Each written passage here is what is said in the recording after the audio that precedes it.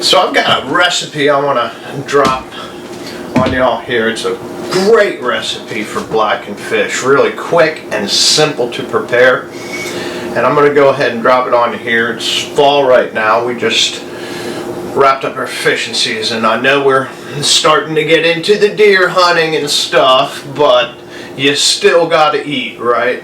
Now, this will work for any blackened fish, but we are going to go ahead and blacken a chunk of snakehead. Now, these invasive fish are a load of fun to catch. We go fishing for them every summer, and sometimes we fish for them in the fall. They fight hard.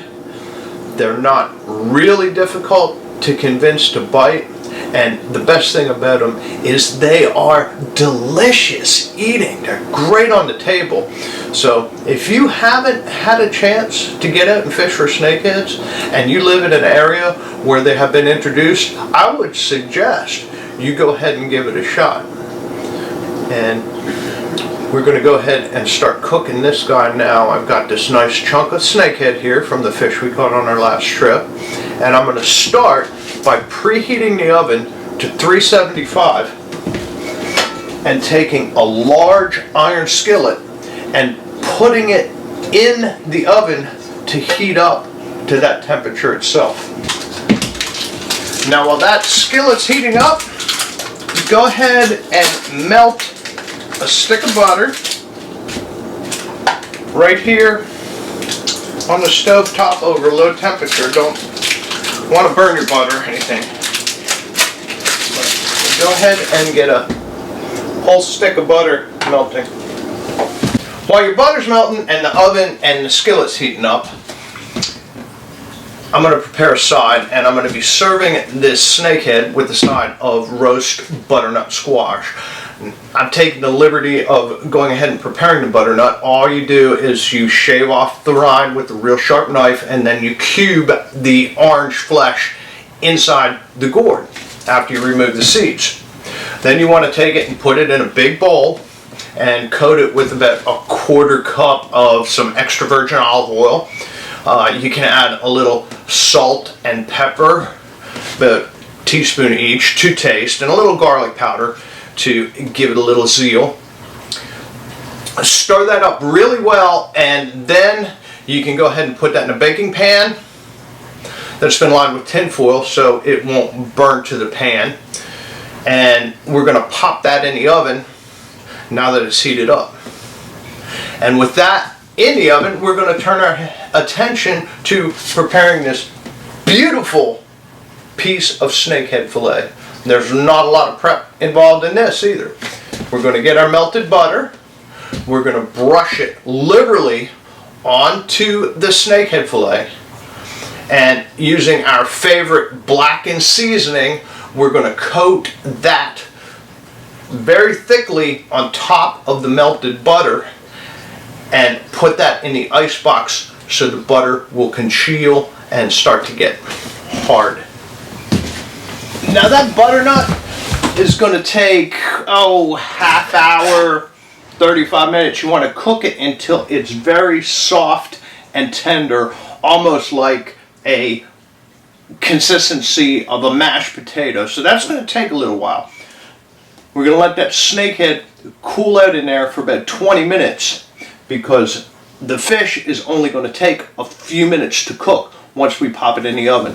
Alright, after about 20-25 minutes, that butternut squash should be getting pretty soft. You can take it out and test it with a fork. It should be relatively easy to pierce with a fork, but it's going to feel like it's not quite cooked all the way through yet. And that's good.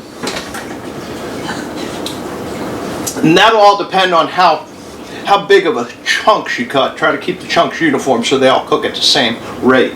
But when that's almost done, it's time to turn your attention to getting the snakehead ready to pop in there. And you're going to want to start by turning the oven up to about 450.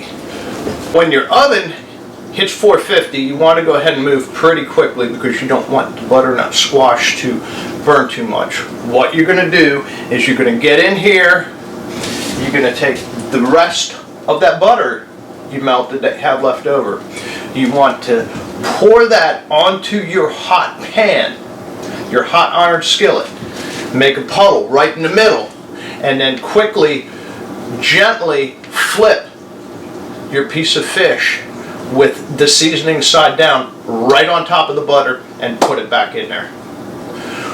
Once you've done that, you're going to want to go ahead and cook the fish for about 10 minutes. Now obviously this is a pretty thick piece of fish. You're going to want it to cook through. If you're using smaller, thinner fillets, let's say from a smaller bass, and this recipe is really good with bass too, if you're using thinner fillets, let the butternut cook for a little longer before you turn the temperature up until it gets really soft, and then only cook the thin fillets for a reduced amount of time until they're cooked through. And when it's cooked through, remember to scoop it out and let it rest for about 5 minutes before you serve it up for dinner and call your better half in for dinner. Dana, I've got these snakeheads ready. Coming. With butternut squash. And want to cut up today? It looks good. Yes, indeed. Looks very good. The butter gives it a nice oily texture on top with the blackening.